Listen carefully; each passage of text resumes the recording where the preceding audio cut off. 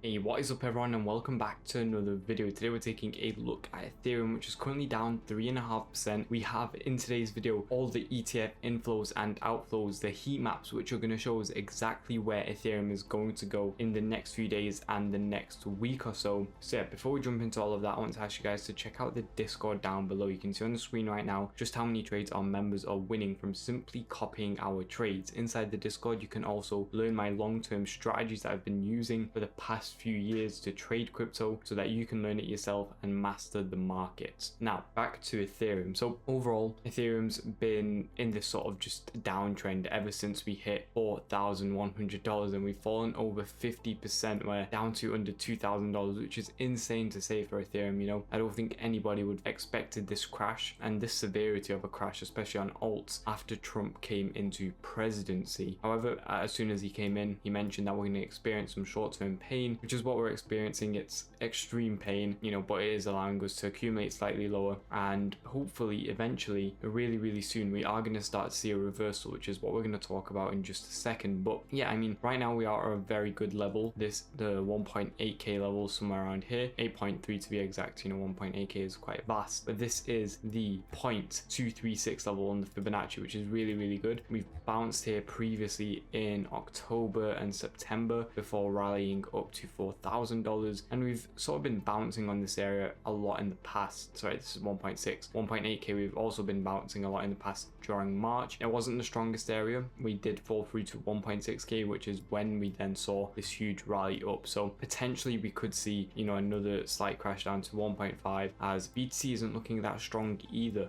We do still expect Bitcoin to drop lower to at least 74, maybe in 69,000, and alts would also continue to drop. Even with Bitcoin dominance dropping today, we'd still probably see alts drop. So yeah, that all looks quite good. Now onto the ETF inflows and outflows. So yeah, there's not been any inflows, major ones yet. At least we have had quite a few outflows in comparison to the inflows that we've previously gotten. They're not that big, they're not that major. However, you know, as outflows obviously build up, it's a lot worse for the price of Ethereum if we're getting $3-5 million worth of outflow every single day rather than inflow. So it's not positive either. We had the largest ETF outflow yesterday of $4 million nearly in Fidelity ETH. So yeah, nothing major in comparison obviously to the major outflows we've had and the major inflows we've had, but it's still an outflow regardless. And it's really interesting to see how these, you know, sort of hedge funds trade and how their investors trade, because during the sort of rallies and spikes that we're getting, obviously when there's positive news and we're in a positive market, they're investing quite heavily. But whenever we get a sudden sort of shift in the market, you know, they're not looking to buy anymore, they're looking to sell. And the key difference in that is that when we're pumping, it's very hard to get in at the bottom of the pump and then let, you know, the trade ride on. So what they end up doing is, you can see on the massive spikes, they end up buying the top practically, and then yeah, we continue to pump, but they don't really sell much. And when we drop a bit, they buy even more, but they're not, you know, thinking that we're going to drop more. And then when we do drop more and they do go into minuses, that's when they start to sell off. So that's quite interesting to see, instead of doing it in reverse, which is how we try to do it, you know, buying up these lows, and sure, we might go lower and we're going to continue to buy lower, and then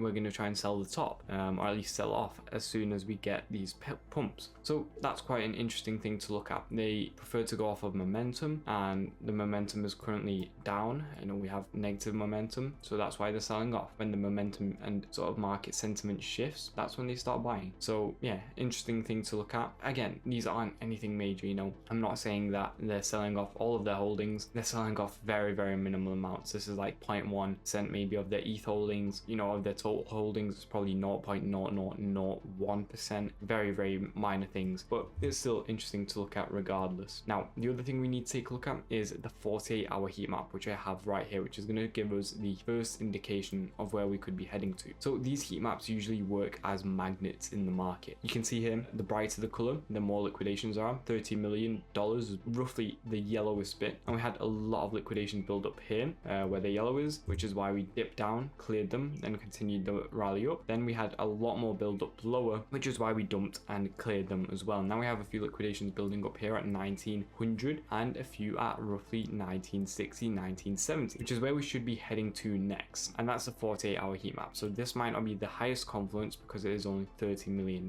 but that is where we should be heading to next. And we are on a support, so we could potentially see a bounce if the market doesn't worsen. The key heat map we want to take a look at though is the 1 week heat map right here. And on the 1 week heat map, let me make it a bit smaller, we can see that we have a lot of liquidations building up. This is probably just under, this is $50 million at over $2,000 right here. So this would be a roughly 10% move to the upside. Again, a lot of shorts built up.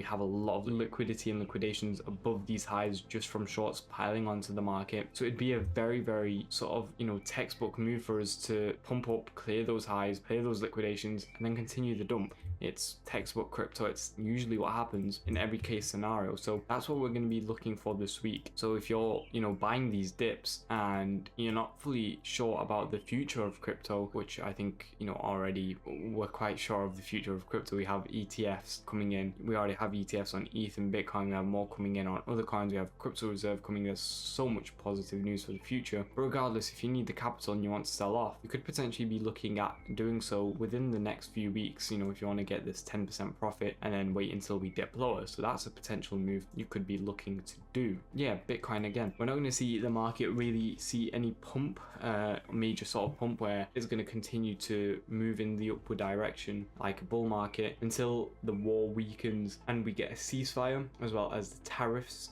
get slightly better and more positive, and until we get rate cuts, which we have an FOMC meeting next week, I believe. So if we get rate cuts, then maybe Trump will ease off on the the fierce negotiations and sort of be more permeable to them, and then actually allow them to happen. And then that's when we see the market reverse and pump up, because the S&P is also suffering. It's not like this is a crypto market crash. This is global market crash. We're seeing the S&P fall. It's going to continue to fall probably to 5.4k, which is going to be another 1% move, 2.5% move. Still got another few days left of falling until we see maybe a reversal, but the FOMC is going to be the major decider this month.